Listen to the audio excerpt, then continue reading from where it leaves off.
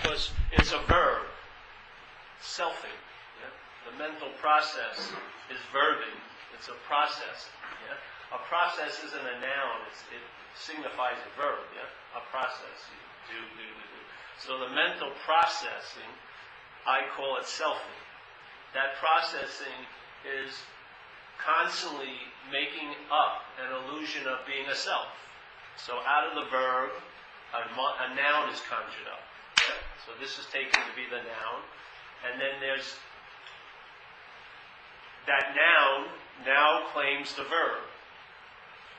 That I'm doing something, and I'm having something, and I'm thinking, and I'm feeling, and I'm this and I'm that. But if you really see it, it's not a noun. There's just seeing.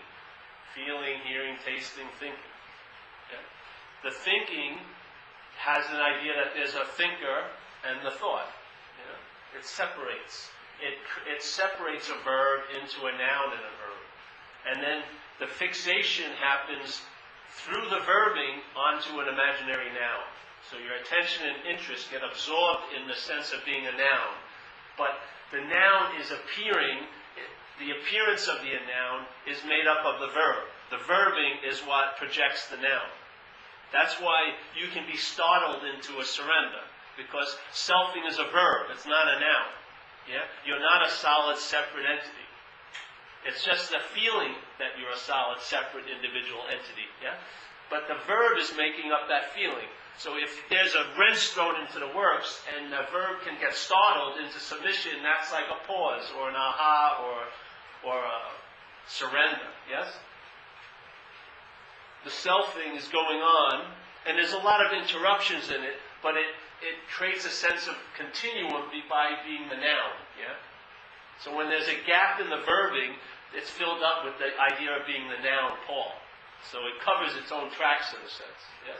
Because life is always inviting us to see the truth. I mean, it's not an intentional invitation, it's just what it is. Yeah? It's just revealing itself all the time. So there's always this invitation, but the invitation is seen to be given to you, which is not the invitation. Yeah? The invitation is not delivered to you. The invitation there is no you. Yeah? That's the invitation. So here's the verbing of selfing going on all day. And then you have your little narration and then like that. And in that, it makes up an illusion of being a noun. So the noun fills all the gaps of the verbing of selfing. Yeah? Because like even in a breath, there's the inhalation, exhalation, but there's a gap between both. Yeah? So there's gaps between thoughts. There's gaps between selfing. But the idea of being the noun, that's the long-lasting, continual, linear action figure, fills up that gap, yeah? So it almost seems seamless that it's you. Not so much because of the verb, but the end product of the verbing, which is you as a noun.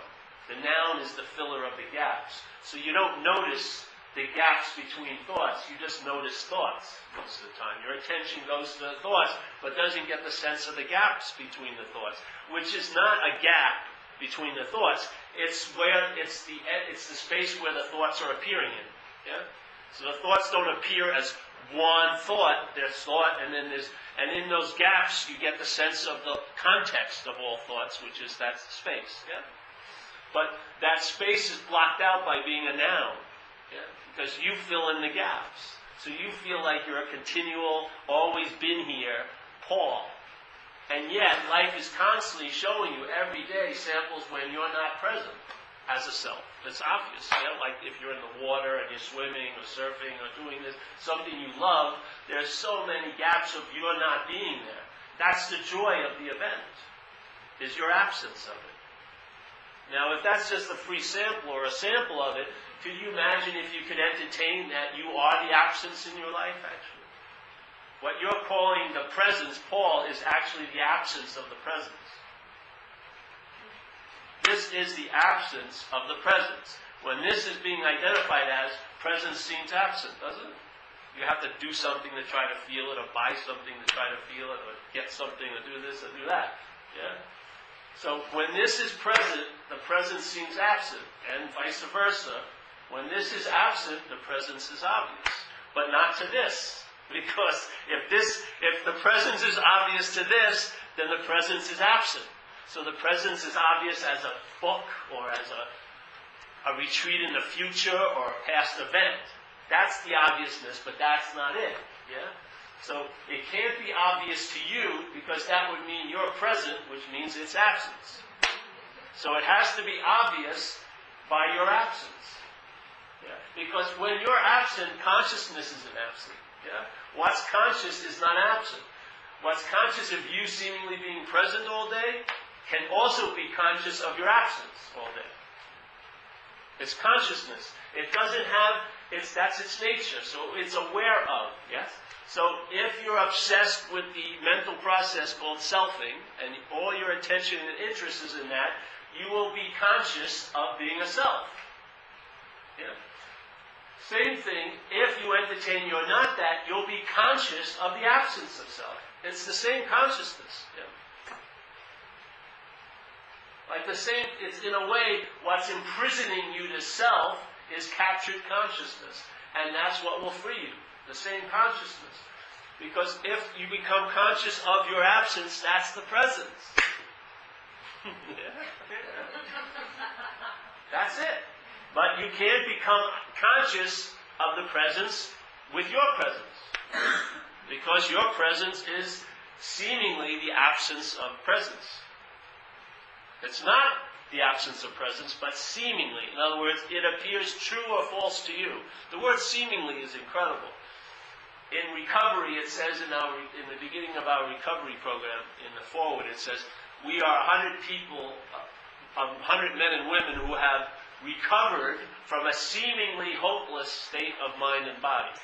Seemingly means it appears to be true or false to you. Yeah. So really, you're giving the meaning to everything. So you can give the meaning of a state of a disease, and you can give it the meaning of being hopeless. What is going to happen to you if you truly believe something is hopeless? You're going to be in fuck it. If you're in fuck it, you're probably going to keep getting loaded, because it's hopeless. It sort of fulfills its own self. But this point is, it's seemingly hopeless. It only appears to be hopeless to you based on the condition you're in. So it seemingly feels like God is everywhere, but He actually isn't to me, because I'm not bumping into Him. So I must be in either a special somewhere, or this everywhere I'm excluded from or something. Yeah? But that's only seemingly so by what? By your presence as a self. By your presence as a self, God doesn't seem to be here. I don't like the word God, but you know what I'm implying. Yeah? The fact of all there is oneness doesn't seem to be present here when you're present. It seems to be a topic that you can study with the hopes of getting a little advantage by that topic, but you don't get the sense of the presence because of your presence. That's the dilemma with this message, in a way. You deliver a message and say the message is, you're a lion. Yeah? So there it is. You're a lion. So here it goes. You're a lion.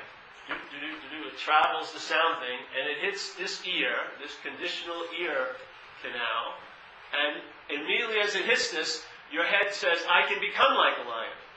That's not the message. See, because what's hearing it is the absence, your presence. Yeah, that's self. So it can't, when it's present, it cannot entertain the truth of this message. Because if you are a lion, then the sheepness of the self is non-existent, and it ain't going to brook that information. So it says, all right, how can I neuter this giant threat to my seeming existence? Is I will start seeking it. I will try to get to become like a lion.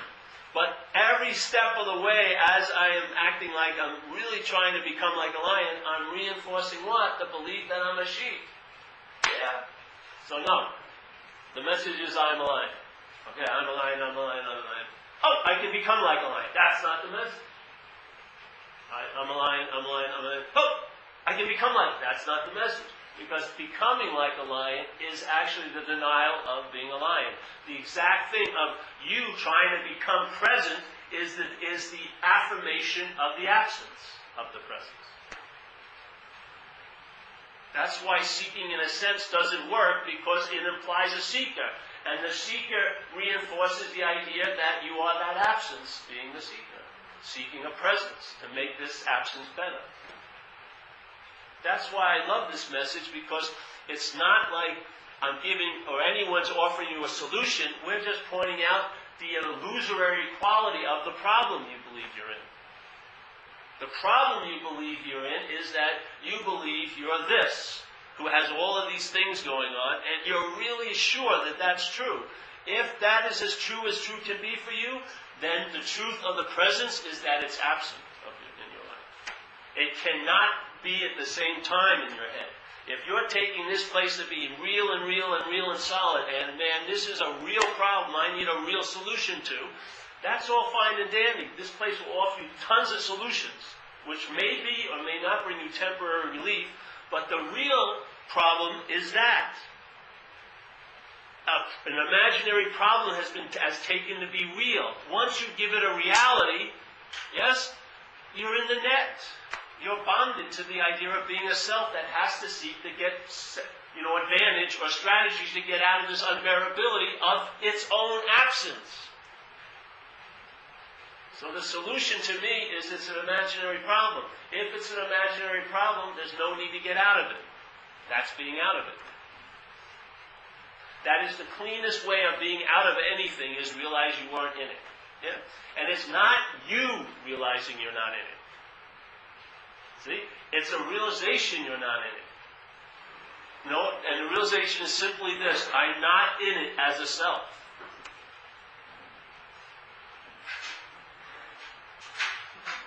So, as soon as you enter something and you feel the unbearability of it, and there's that it's very strong urge, and the mind takes over and offers you a solution to it, yes, you're in the dilemma. Because now the imaginary problem is seen to be real, and now you're shopping all your life to get relief for what you're not instead of from what you're not. Yeah? So you become more in bondage seeking solutions concerning the self than you were when you weren't seeking solutions to it. Your being out of self is truly being in self. Your trying to get out of self is truly being in self, because you're reinforcing the belief that you are in self. And it's an impossibility to be in self. It's a mental process. It's a mental process. The mental process makes up an idea of being an I that now claims the mental processes, and claims the thinking and the feeling and the body and the life and this and that. And it's in that claiming that is the bondage to self. And self is not bonding you. It's coming from your side. The captured consciousness, being identified as that, gets bonded to the idea of being a self, because all your attention and interest goes there. Yeah? That awareness that can bring about such a joy and freedom in your life is what drives you crazy at night, because you can't cut it off. It's constantly representing what happened during the day to you once again, with all the options of redoing it. If I wouldn't have done that, if I should have done this. But the fact is, it's not like a stage play. Yeah? You can't call everyone off the stage and get the director up. Hey, I want to deliver another line in that situation that happened about 4 hours ago. It's not going to happen. This is improvisation. It's one take and that's it. Yeah? But the head believes it has options, doesn't it? If only, I should have, what if? Those are hallways of hell. If the head sort of calls your attention to, come on, come with me. Let's go down this hallway of what if. Do please. Put on a DVD. Do something. Take a walk. Do some laundry. Do not go down that hallway, because what you're going to come back with is going to be a lot of heaviness. You'll be right about something. It'll justify your quote-unquote existence at that moment. And that's all its point is to justify your existence as the absence. The presence needs no justification because it's present. And absence needs tons of justifications to seem like it's present.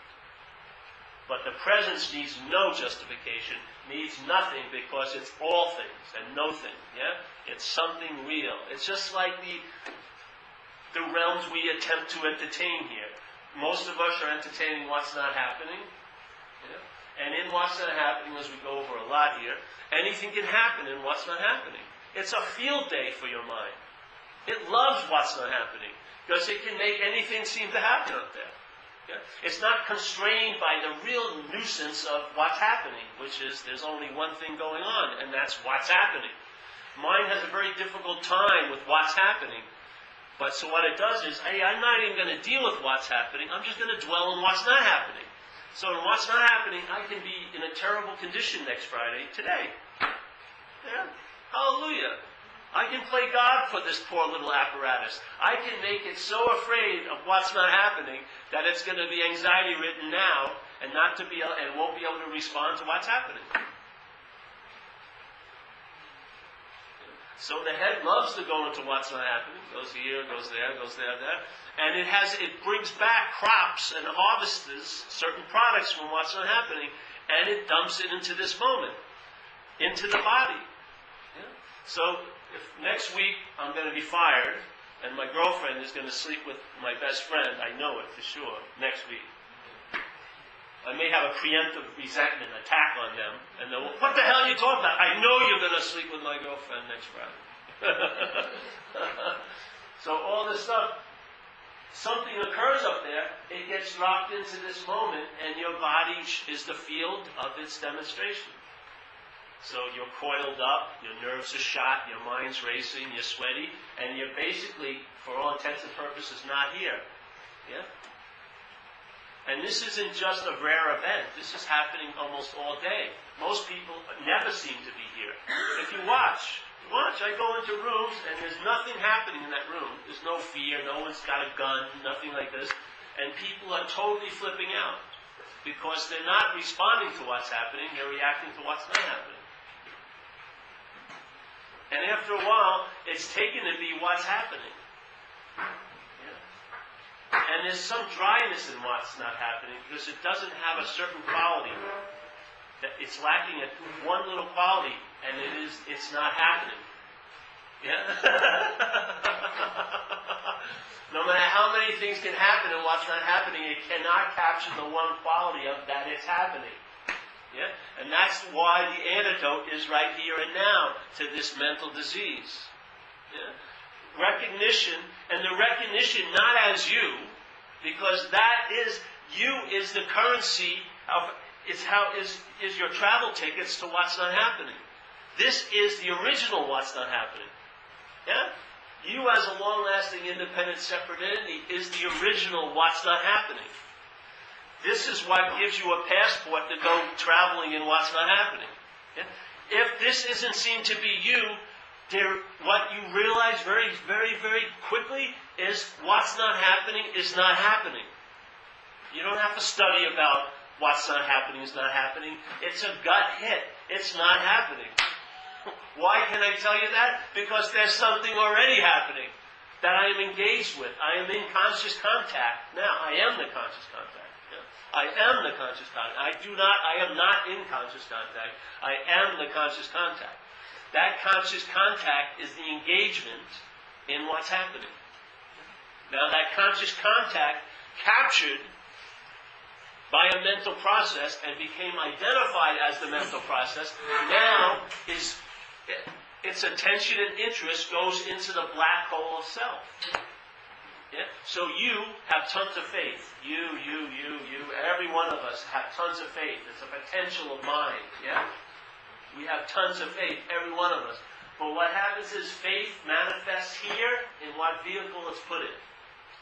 Faith manifests in this place in what vehicle it's put in. So if I have faith in my thoughts, it's going to produce anxiety in my life. Yeah?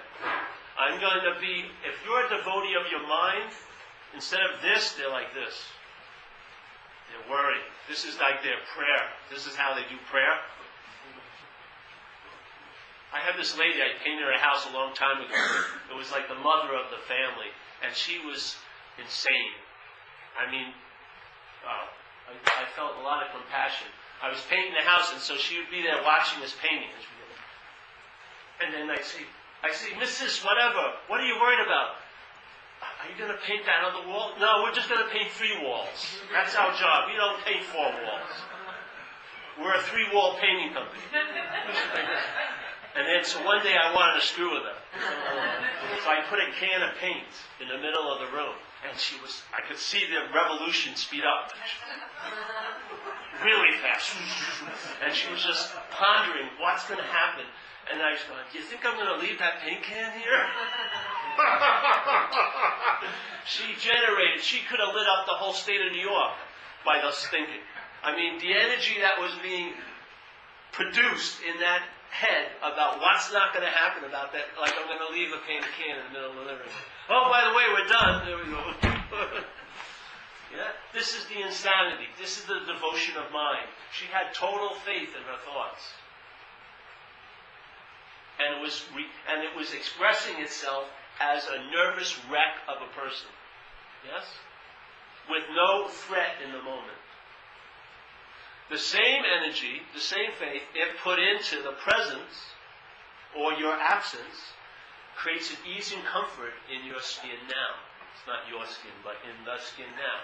In other words, faith isn't about getting a parking space next week at the meeting or whatever, or getting that, this or that. That's like, faith is immediately economical. It translates right now into a paring down of how you travel. Yeah? All that mental processing, and not the mental processing, but the interest and the attention that's been absorbed in it, is freed up. And that's the sense of presence. So you're now traveling lighter. And the thing is, I can't promise that the terrain of your life is going to change. Like you're going to get a better job or this and that. But I can definitely promise, if entertained, you're going to travel lighter over the terrain of your life. As this action figure. It's impossible not to. Because if you get to the root of the imaginary dilemma, it's going to show an effect. If you don't, you'll have to re-up on all your solutions, which is what most of us do.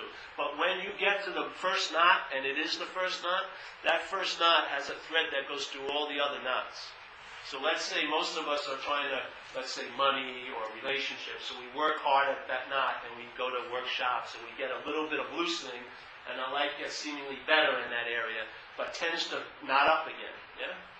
And it doesn't seem like when I work on relationships, it really affects the other knots of my life. But if you get to the first knot, which I believe is the identification as what you're not, when that is told the truth of, that knot has a thread that goes through all the other knots of your life. Every aspect of your life will be affected because it's you that gives everything all the meaning it has. So when that you, that idea of what comprises you changes, the meaning that comes through this apparatus will change. You don't have to study how to give better meaning to things. It will just occur. Yes? It's so beautiful. Because you see, this right here, I give meaning to things and I entertain things. That's what this does. Not Paul. Paul is something that's entertaining and has given meaning too. Yes? Literally. Paul is part of what's been entertained and been given meaning too. And unfortunately, what the head has done, it's given the biggest meaning it can give to anything, to self, which is I'm that. So the bigger than the meaning that you give about God. Self is much bigger than God here. If you give whatever you give the meaning to be you, is the biggest meaning you can give. And that's what we do. We give meaning here. So if I've given meaning to an idea from a mental process that's I am, then everything else, all the other meaning is distributed from that one point. So we live underneath the distribution cycle of self-centeredness, yes? So you're getting the same old, same old. Self-centeredness offers maybe 5 possibilities. Like, maybe you'll find a fairy princess. And after I've been through 7 of them, I'm not thinking that may happen. The white knight will show up with the horse and the shining armor. You'll get the perfect job, or this or that, or you'll move somewhere. But all you're doing is rehashing the same possibilities. Always putting off being okay now into a future event based on circumstances. Yeah. And you and I have been over every inch of self-centeredness. Every one of us in this room. And we have tried every one of the possibilities. It's a dead system. It's not to be relied on. And so if you look at the statement, self-centeredness means just that. It's centered on self. All we're changing, the same energy that's centered on self, if it's centered on what you are, it will produce a totally different result. The exact same energy. When your interest and attention is freed up from being enslaved to selfing, you cannot believe. We are miracle workers here, literally. You're making what's not happening seem to happen, at least to you. That's a miracle. I mean, it's incredible that you can override what's happening by entertaining what's not happening. That's a very powerful thing that you're doing all day. Yeah? And to make what's everywhere not seem to be obvious is unbelievable. Literally. I mean, when I was a kid and they did in catechism, they write, God is omnipresent, means everywhere, all-powerful, all-knowing, and it'd be amazing. Why am I not bumping into it? How can, if this power is everywhere, why am I not sensing it? You know what I mean? Is the fish what separates it from the water? The identification as a fish, is that what actually separates it from water? So that it can be in water its whole life and be moving around in water and yet never see it? It just sees shells and seaweed, but it never recognizes the medium it actually is from? Maybe that's so. Maybe we're like the bubble overlooking the water, and now maybe we're like some of us a spiritual bubble, so we're just wishing we can merge with the ocean or have an experience, a spiritual experience in the ocean, but if the bubble just popped, you'd realize you are the ocean. Yeah? But the sense of being the bubble separates what's not separated. Yes? It's the same water, but it's taking a seeming form, and in that form, we believe that signals separation or difference. Yes? So it's the identification as the form that makes the feeling of being separate from what we are. So you can be in a special somewhere and everywhere. And in that special somewhere, it's like living in a gated community. Everywhere is somewhere, but not in this special somewhere. So maybe you hide it in the Himalayas or with that master's feet or something. So that you won't bump into everywhere. Because what happens is when you bump into everywhere, there's a realization you're everywhere, that you've never been that special someone in somewhere. And its whole intent is never to bump into everywhere. It may worship everywhere, but as someone else, or in another place, or especially dead masters. It loves dead masters, because you're never going to have a confrontation with Jesus ever. Yeah, Buddha's never going to bitch slap you. He's dead. None of this is going to happen. Yeah, you can make him or her anything you want. Oh, they were so lovely. They were assholes, maybe. They may have been very rude to people and angry. Oh, I can just imagine what they're like. That's the problem. Because as you're imagining what they were like, you're imagining what you're like. And you're like a long-lasting, independent, separate entity that's prone to insanity, is never going to be happy, never going to be loved, never going to have peace. Yeah. That's the whole point here. The real liberation is the need to be liberated is removed. Jesus Christ. Why would you want to try to get out of someplace you've never been in?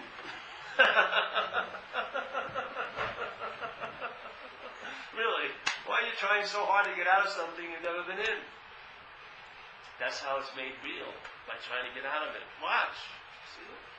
It's like predator and prey, in the jungle. The prey, the deer, knows the predator because the predator rips its neck out. Yeah? But in this little game, the mental process selfing has you by you trying to move away from it. So by you trying to get out of self, that's how it has you. Once you go like this and see it, then you're free from it. Yeah? But as you're running away from it, trying to get it better, make it more socialized. I don't want to fuck up another barbecue like I did last week. Maybe I can have more than a month-long relationship for months.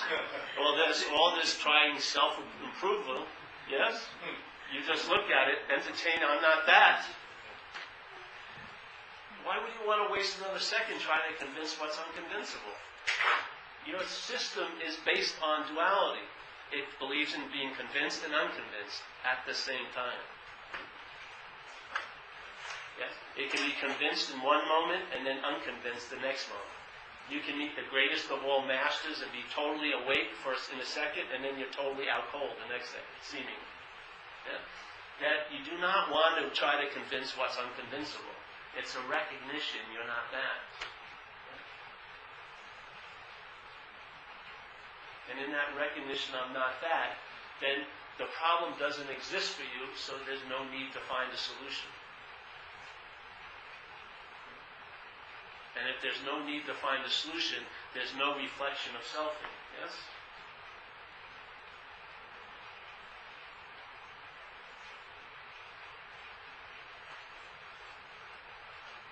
Selfing has a movement, relevance. Relevance is very important to it. It wants to mean something. Yeah? So if it can block you off from the sunlight of the Spirit, that gives it a great meaning. Yeah? If it's the thing that ruined your life, if you believe self ruined your life, you've given it a lot of juice it doesn't have. Yeah? You've given it a lot of credit it doesn't deserve. Yes? What ruined your life, if there was any life of yours to be ruined, was your attention and interest. If you weren't interested, it's like that awareness of conscious contact is what illuminates our stage. Your whole performance would never have been noted unless there was consciousness. That is the bottom, that's the common denominator. All there is that. Now that consciousness can be captured by identification with the body, obviously. So here, in a sense, I like to use this picture. There's that scientist that wants to see the stars. Yeah? So he uses a telescope, and the telescope has a bunch of lenses in it, this canister. And it doesn't actually bring the stars closer, but perceptually, it seems to bring the stars closer. Yes? It's seemingly, because nothing is real here. It's all perception. It's all sleight of hand. It's all how you see things. Yeah? So when I look up through a telescope, I can see the stars. Yes? See, guys? I can see the stars.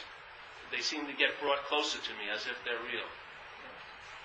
And then when I stop seeing the stars, when I pull away, yes, there's no seeing of the stars. The telescope is there. It has the potential to see the stars, but it has the potential to facilitate seeing the stars, but it does not see the stars. So here is consciousness, the scientist. The body and the brain here is the telescope. So in a sense, consciousness is coming through this telescope so that it can see itself as things. It wouldn't be able to do it without a body. It has to go through this body. But as it's moving through the body, there's been an identification as the body. So the scientist forgets it's a scientist and starts taking itself to be the telescope. Yeah? So now it wants the best telescope case, it wants this and that, wants all the lenses polished up, and yes, I got 50 magnitude, you got 25, so I'm so sorry for you. I went to the best telescope school, and you went to public school, and all this. And it just goes off on how bad or wonderful it is to be a telescope. But there's no more seeing of the stars. It's all memory now. Yeah? It's all based on memory. So the consciousness, like when you see a dead body, if you thought somebody you knew was them, and then when you see their body, sometimes you'll get a direct hit. That was an Uncle Fred. Because the body is the telescope. You were mistaking the scientist for the telescope. Why? Because you were mistaking the scientist in your life as the telescope. Yeah? So in this, it's a recognition that consciousness is all there is. And that it's moving through this place. This is the interface for this appearance to occur. But not like Jesus says, you're in this appearance, seemingly, but you're not of it. So you're in the appearance of the stars being closer in things and solidity, and there's problems, and when your house is on fire, get a pail of water. Because if you believe your house is on fire, that house is on fire to you. Yeah? And if you try to use a philosophy, and you have a deep belief that your house is on fire, that philosophy is going to be like dry paper for the flames. It's not going to put anything out.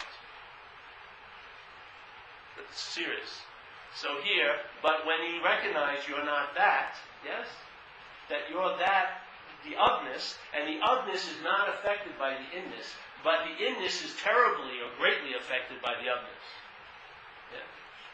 So, I'm in this world, but I'm not of this world. So I'm in this world of telescopes and this or that and that, but I'm not of this world, and that's the freedom of this world, is realizing you're not in it. And hopefully, if you entertain this, it will bear fruit. So you don't have to have hope or...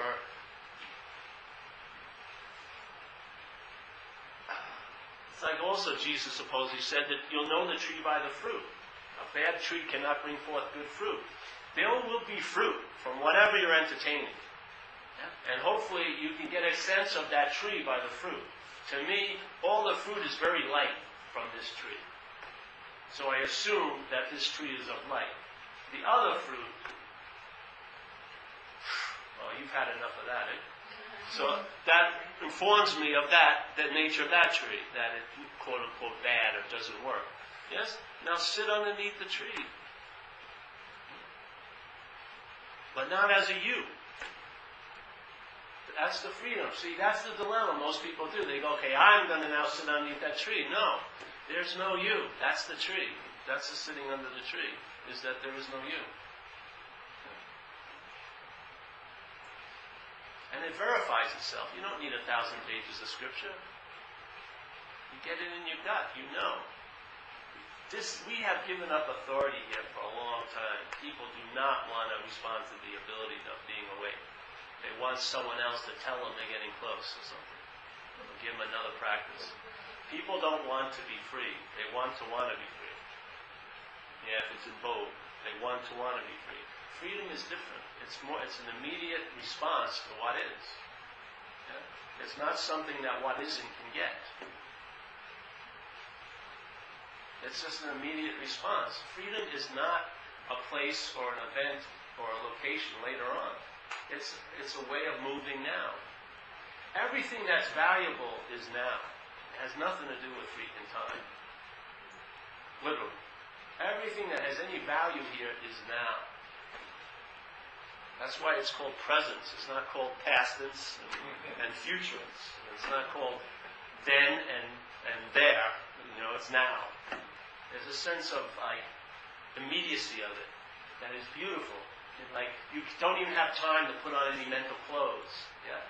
You're constantly stripped to a point where you stop pulling up the imaginary pants. You're in this village square naked. Fantastic. You're free. Right? Free from the bondage and the garments of self. But not as a self. You can't be free from self as a self. It's impossible. A mental process can never transcend its nature, which is it's a mental process. You have to recognize that you are what witnesses the mental process. You are not the one that has the mental process. You are the one that witnesses it. And you're not the one. There's no the one. Yeah? So, and if it doesn't translate here, then what's the value of it? Are you going to buy that line? Well, it'll happen after life. You're going to go to heaven.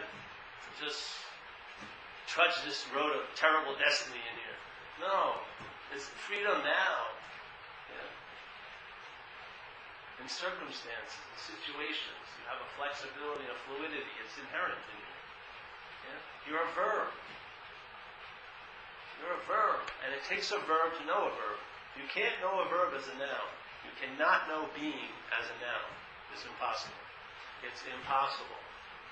You can know being as a divine being, because that's making being a noun.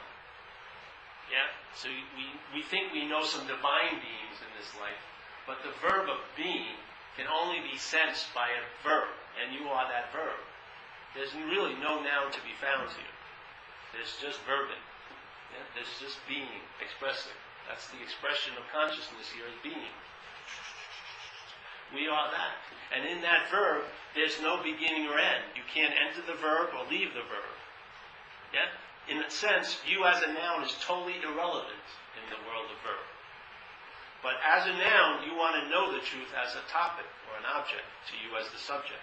Yeah? That's why you can't know the truth. That's why you're having difficulty. That's why the truth that you know doesn't translate to a freedom and a peace now. It's all circumstantial and conditional because its understanding is conditional and circumstantial. Yeah? The truth, if you see life from the truth, that's freedom. If you try to use life to find the truth, that's bondage.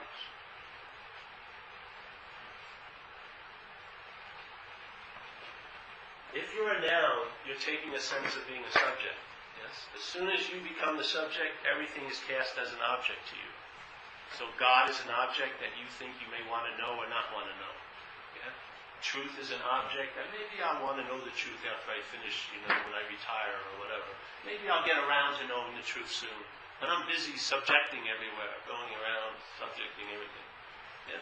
But when you see this as an object, immediately the universal subjectivity of what's so becomes obvious. It may only be for a nanosecond, but it makes an indelible impression on your head. Yeah?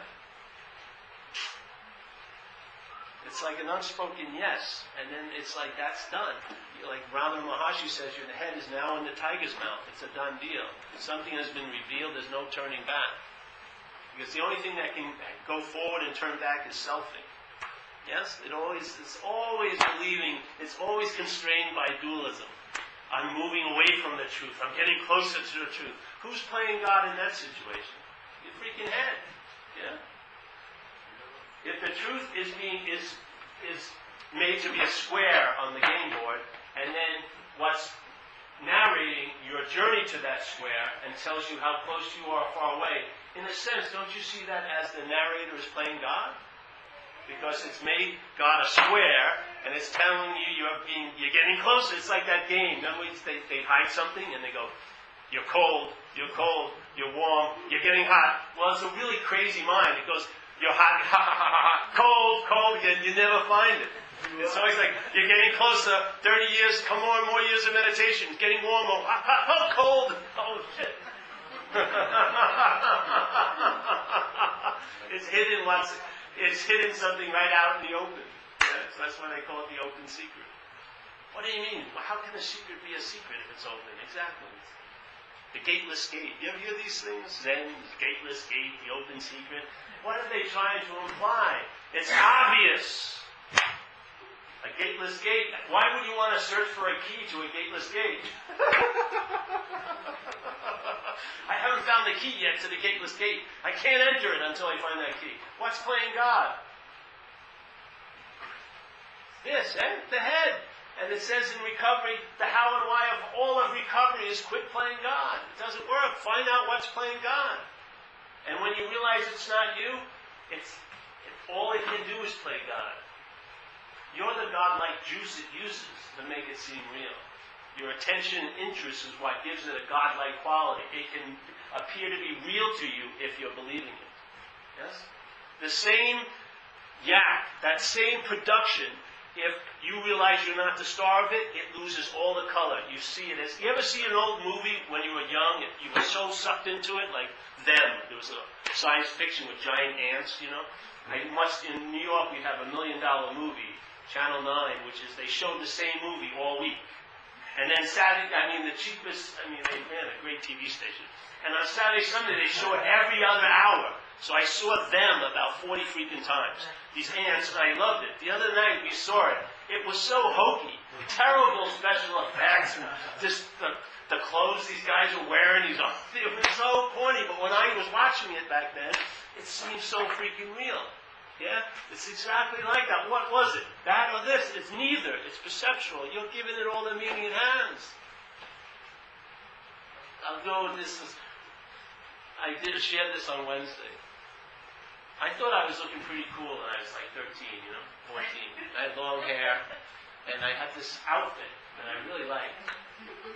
They were red corduroys and a gray long sleeve T-shirt. And I used to go to Roosevelt Field, which was a big mall in Long Island, and I struck my stuff, walk around, and I was gathering a lot of attention. There's people looking at me, and I go, Jesus Christ, this is working. So I played this act for months. I was wearing this thing, I was strutting around. I had my hair going. And then one day, one of my friends had compassion on me and said, Paul, do you know that shirt's pink and his pants are magenta? I'm colorblind.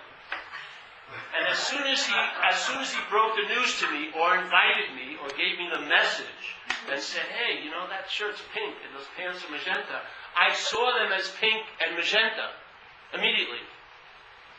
There was no studying. Are they pink or are they gray? No. As soon as he gave me the invitation. You know, that's a pink shirt. I saw it, and I had looked at it hundreds of times in the mirror, and I looked at it as if it was gray. And I looked at those pants as if they were freaking red. Hundreds of times before I took the bus to Roosevelt Field. There, suddenly I got the message dropped on me. Hey, they're freaking pink and they're magenta. And I saw it immediately. And then I put them in the closet, and every time I went back, they never turned back into gray and red. That's what the message is like. Exactly like that. You've been served. The spiritual subpoena has been served. Yeah? Something in you knows.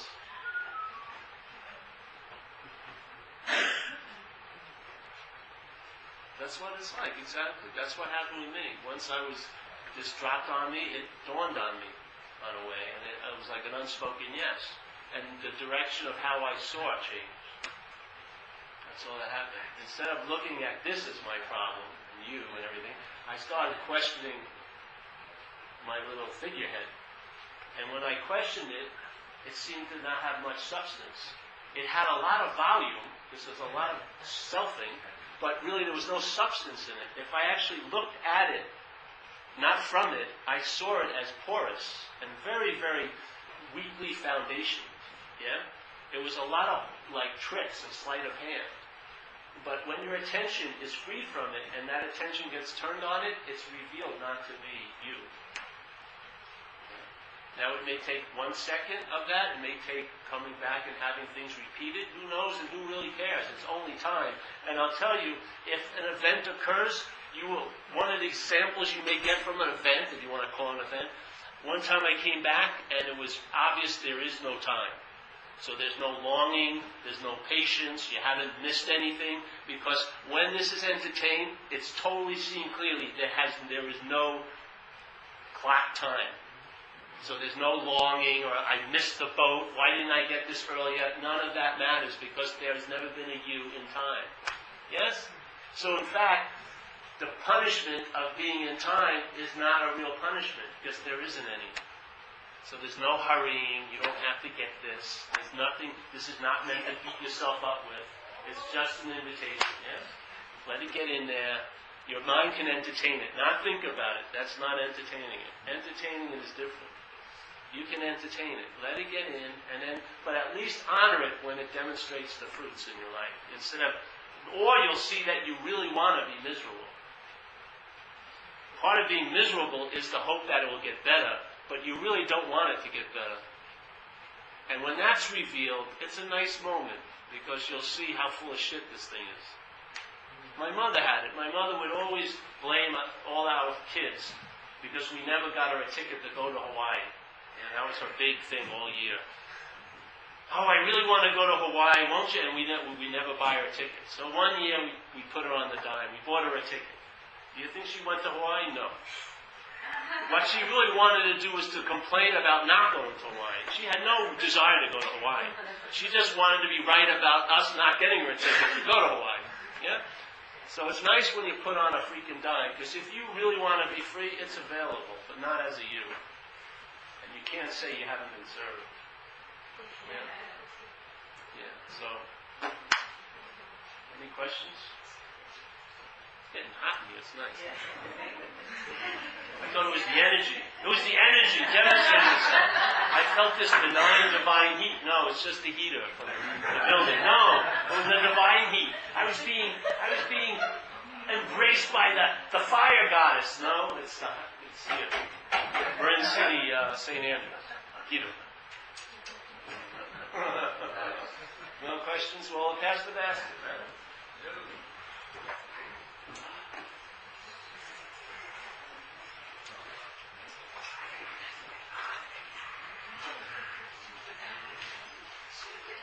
Hey, Greg.